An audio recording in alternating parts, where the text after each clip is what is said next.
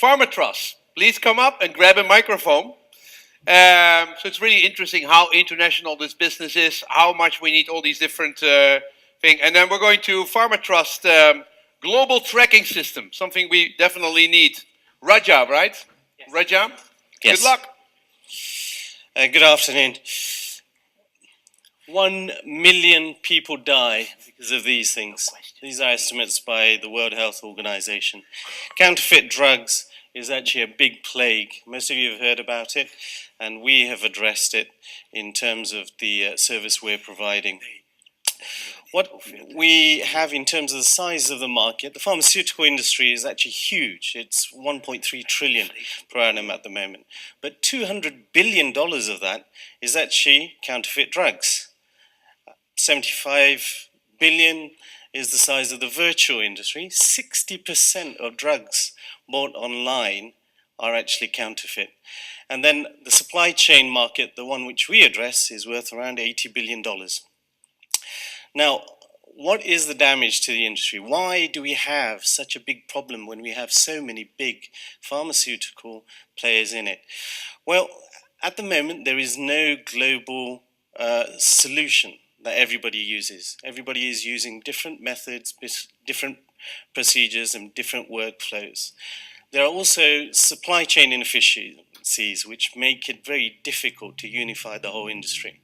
Different technologies, some people are using SAP, some are using Oracle, some are using Great Plains or even their own proprietary systems.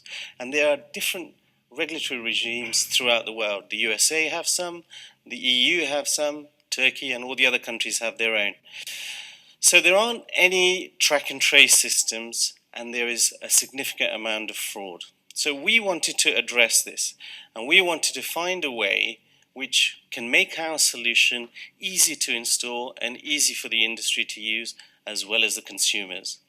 So we wanted to create a system that's regulatory neutral, that would work across the globe.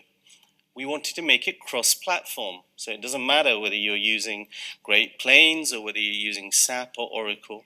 And we wanted to use blockchain as a foundation to provide other value-added services, so big data analysis, other artificial intelligence services that we could, and we wanted to make it global, truly that it would work here in Ireland or in the Sudan. So what did we do? We started using the most easy and portable device, which is a mobile phone here, and we, of course, have our own app. What we have done is created a system which allows real-time reporting. It allows you to control the data, who sees what, depending on the industry or the manufacturers or the distributors you're using. It also has user preference abilities. But the interesting thing is our system is very flexible. If we detect a lot of counterfeit drugs in a particular area, we can automatically notify the law enforcement authorities. We can do automated payments and automatic tax compliance. Regulatory reporting can be automated, again, because we have the immutability nature of the blockchain underneath it. And then, of course, we have the exciting stuff that we're really interested in, is the artificial intelligence or AI services that can really help the industry, as well as society generally. We have tried to keep it as simple as possible. As I said, we want to be technology neutral, but we also want to make it very easy to use. So we have QR codes as a basic scan. These are now required by the FDA in the US and the EU regulations coming in next year, that each packet should be uniquely labeled. And we can use SMS and call centers to verify whether these packets are real.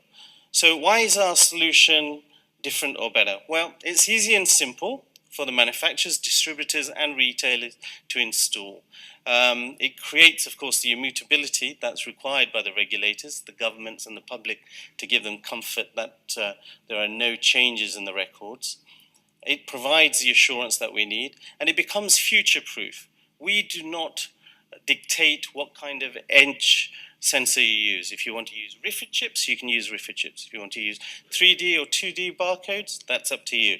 If you want to use some future innovative device that may come in, That's also up to the client or the customer. And we really want to use the big data, as I said, machine learning services, to be able to provide drugs just in time to the places where they're needed, when they are needed. We also want to use the data that we collect to find more efficient routes to market. And as I said, because we're using a number of apps, our system works in the Sudan as much as it would work in Ireland. And that's because we have an app for the customs clearance guys, an app for the pharmacies and the hospitals within the developing world. So it doesn't matter whether you're in the developed or developing world. We have really thought about how to get a holistic solution. And we only specialize in the pharmaceutical industry. We understand their challenges, their difficulties, and their issues. We do not try to go outside the pharmaceutical industry, and that's purposefully done. So at the moment, we have an alpha product which works in the lab. We are obviously negotiating with a couple of governments and some pharmaceutical companies to trial our services. We have a strong, mature management team. It's led by our chairman, Lord Anthony St. John, who's a member of the House of Lords. We have done our private pre-sale, and now the whitelist is open if people want to join it. That's FarmaTrust for you. Thank you. I'm totally proud on all the ICOs who are doing it in 6 minutes. Amazing. It's really how fantastic how you do it. And extremely useful. I mean, you say that online sales of medicine are 60% counterfeited? Absolutely. These are estimates by Eli Lilly. So what our system would do is hopefully allow the virtual pharmaceutical market to also expand, because at the moment, you don't know what you're buying is real. Now, people ask, why do people actually counterfeit pharmaceutical drugs? Well, I'll give you an example. It costs 15 cents to create an ecstasy tablet. Yeah. It also costs 15 cents to create a Viagra tablet out of talcum powder or brick dust. Ecstasy tablet you can sell for about $1 in a club. Viagra tablet you can sell between $8 and $15. So the margins are much bigger. Than ecstasy. Okay. Absolutely. And the are you also are tracking and tracing ecstasy? That would also be an interesting side market, because if it was legal, we would. Yeah. It would be very. Okay. It's a question. If you're targeting the public supply chain, why do you want this ICO for the public? What is the use for that? Well, the idea, of course, of the ICO is our service is primarily about saving lives and creating efficiencies for the public. The end user is the one we're protecting. The pharmaceutical companies are now legally obliged to be able to track and trace everything. So they require the services. Yeah, the end users are free. They don't pay anything. The pharmaceutical pharmacies in the developing world, for example, wouldn't be paying anything. Okay. Of course, we have a question. What's your difference with modem? Okay, so we don't really compare ourselves, or not compare with others, but what we can tell you is we're edge sensor neutral, as I was saying. So it doesn't matter whether you want to, or the pharmaceutical company or our clients want to measure the temperature around the packets. As I said, if they want to use 2D barcodes, they can use this. Our system is much more holistic and available in a wider environment than some of our competitors. Give me a big hand. Thank you very much. Good luck. Thank you.